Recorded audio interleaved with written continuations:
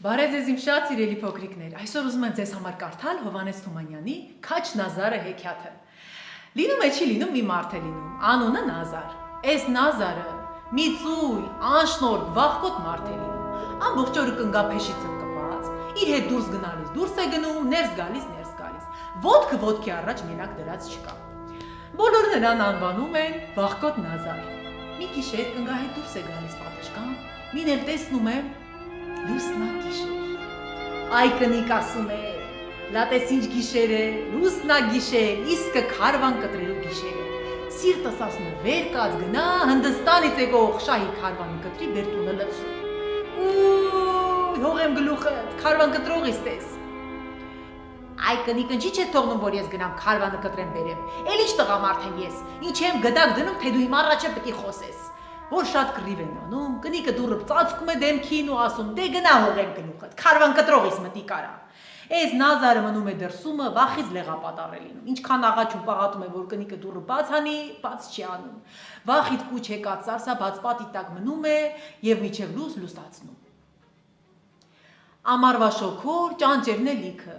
Այս ճանճերը գալիս են Նազարի քիթ ու պռունկի վրա վեր գալիս, նա էլ ալարում է քիթ ու վերանը սրբի, որ շատ նեղացնում են, ձեռքը տանում բերում է ու թմբ զարկում դեմքին։ Մին էլ տեսնում է ճանճերը ընկան գետնին։ Ուզում է համրի թե քանից տես ատկացրել, չի կարողանում, մտածում է, վայ թե մի 1000-ը կլինի։ Վահ, ասում է, ես այս տեսակ տղամարդ եմ եղել, որ մի զարկով կարող եմ 1000 շունչ կենթանի ջարդել, ու ես միջև հիմա չեմ իմացել, այս անզգամ կնոջ կողքին ինչ եմ անում։ Վեր է կանում, գնում իրենց գյուղի տերտերի մոտ, պատմում իր քաջագործությունները եւ ասում, որ էլ էս կնկա կողքին ապրողը չի, ու մի բան է խնդրում, որ իր արած քաջությունը գրի առնի, որ անհայտ չմնա։ Այս տերտերն էլ կատակի համար մի փալասի վրա գրում է անհաղթ հերոս Քաչ Նազար, որ մին զարկի ջարդի 1000 ու տալիս իրեն։ Նազարը ստել էս փալասի կտորը ամրացնում է մի փետի ծերին, մի ժանգոտ ասթուր դնում մեջքին, հարևան եշը վերցնում ու գնում իրենց գյուղից։ Դուրս է գալիս գյուղից մի ճամփա ընկնում ու գնում, շատ է գնում, թե ինչ, տեսնում է գյուղից շատ է հեռացել, հանգնում է սիրտը, քթի տակ սկսում է մռմռալ, երգել, իրեն խոսել, էշի վրա բարկանալ, քանի հեռանում է, այնքան վախը սաստկանում է։ Անտառ է մտնում, սկսում է սարսափից գորգորալ։ Դու մի ասիր, հենց այդ ժամանակ մի գյուղացի ձին քաշելով անտառում միամիտ գալիս է։ Այս զարորելի ձեն ականջի, որը կնում է թե չէ, կանգնում ասում է, վայ, սա ավազակներն են, ու փախչում է։ Ձին թողնում է ճամփի մեջտեղում ու գնում։ Բախտած իրեմ Քաչ Նազար, գորգորալով տեսնում է անտառի մեջտեղում մի թամբքած ձի, էշը թողնում է ձին նստում ու գնում։ Շատ է գնում թե քիչ, հասնում է մի գյուղ, մին էլ մի զուռնի ձեն է լսում։ Ձենովը գնում է, տեսնում է մի հարսանքատուն, ներս է մտնում, բարև ձեզ, թե բա բարև ձեզ, Աստված բարին անի, հյուրն Աստծուն է։ Սրան տանում են իր դրոշակով, սուպրի ծերին բազմեցնում են։ Հարսանքավորներ իրար հարցում են, թե մարդն ով այն գործ ունի այստեղ։ Տերտերը մի կերպով դրոշակի վրա կարդում է գրությունը, անհաղթ հերոս Քաչ Նազար, որ մին ջարդի զարկի 1000, ու լուրը տարածվում է ամբողջ հարսանիքով մեկ։ Հարսանքատունը դղրդում է, թե բա չես ասիր, մեր նոր եկը հենց ինքը Քաչ Նազարն է։ Այստեղ մարդիկ են դուրս գալիս, որ պատմում են իր քաջագործությունները, հին ծանոթությունները, անցած գնացած օրերը։ Հապա ինչպես է, որ այսպես մարդը հետը մի ծառա չունի, հարցնում է մեկը, մյուսն էլ թե այդպես է նրա սովորույթը, ծառաներով մանգալ չի սիրում։ Մի անգամ հարցրի ասեց, ծառան ինչ եմ անում, ամբողջ աշխարհի ծառան է ու ծառան է։ Մյուսն էլ թե մի կարգին թուր չունի, այս ժանգոտած երկաթի կտորն եմ ան տալիս։ Շնորհքն էլ հենց այդ է, որ այս ժանգոտած թրովը մի զարկի ջարդի 1000, թե չէ իսկական թուրն ինչ է, բոլորն է դրանով կսպանեն։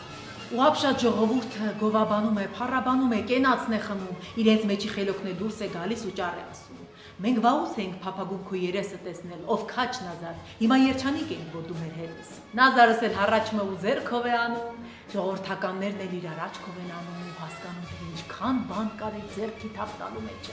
Ու ցրվելով հարբած հարսանքավորները ամենտեղ պատմում են Քաչ Նազարի քաջագործությունների մասին, Նազարս էլ իր ճամփեն ծռում է, գնում, հասնում է մի դաշտ։ Դրոշակը տնկում է, ինքն էլ պարկում ու քնում։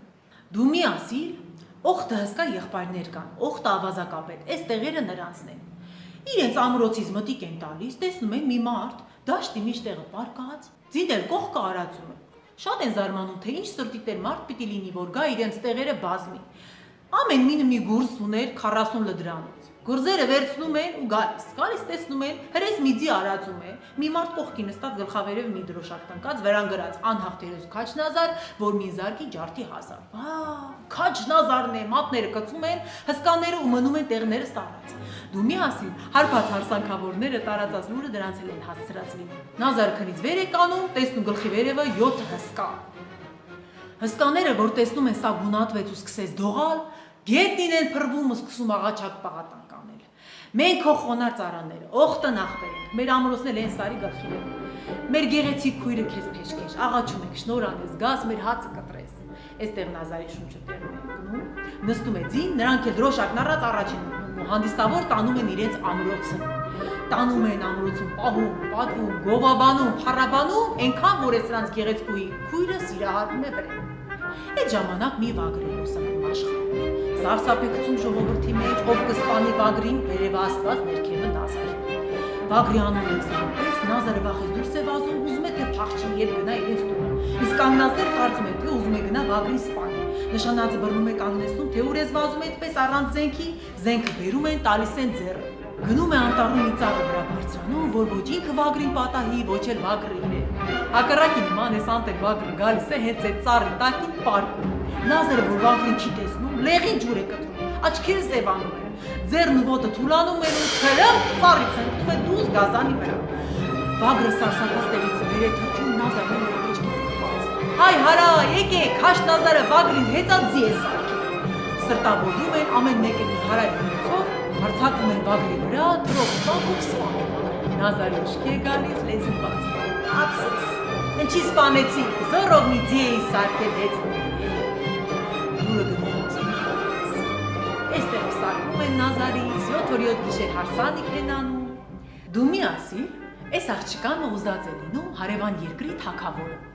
որ իմանում է իրեն չեն տվել ուրիշին են տվել, զորքն առնում է ու գալիս է 7 եղբոր վրա կռիվ։ Նազարը, որ պատերազմի անունը լսում է, ուզում է թե փախչի իրենց գյուղը։ Ժողովուրդն էլ կարծում է թե գնում է պատերազմի, գնում է կռվի։ Առաջն են կտրում, ասում են՝ ուր ես գնում, առանց զենք ու զրահ, ինչ ես անում, գլխիցը ձեռ ես քաշել, ինչ է։ Բերում են զենք ու զրահ են տալիս։ Պատերազմի դաշտում են մի ամեհի ձի են բերում, Նազարին նստեցնում վրեն։ Ոգևորված զոքն էլ հետևից գոռում է՝ «Կեցեք Քաչնազարը, մահ թշնամու»։ Այս ձին, որ տեսնում է վրենի ճամպետ մինն է նստած, խրխնջում է, գլուխն առնում ու թռչում է առաջ։ Ուղիղ դեպի թշնամու բանակը։ Զորքերը կարծում են Քաչնազարը հարձակվեց, ուռա! Կանչելով իրենք էլ են հետևից հարձակվում։ Նազարը տեսնում է, որ այս ձիու գլուխը չի կարողանում պահի, քիչ է մնում վերը։ Ձեռը գցում է ուզում է մի ծառը ծխախատվի, դու մի ասիր, այս ծառը փտած է։ Մի գերանաչափ ճյուղը պոկ է գալիս ու մնում ձեռքին։ Այս թշնամի որ չի տեսնում սա, լեղապատար հետ են քաշվում, փախչում, թե բա, հա-հայ, Նազարը ծառը պոկելով գալիս է։ Այդ օրը թշնամուց ինչքան մարդ է մահանում, մնացածները իրենց թուրը բերում են Նազարի գլխի առաջ են դնում եւ ասում, որ պատառվում են եւ վնասվում։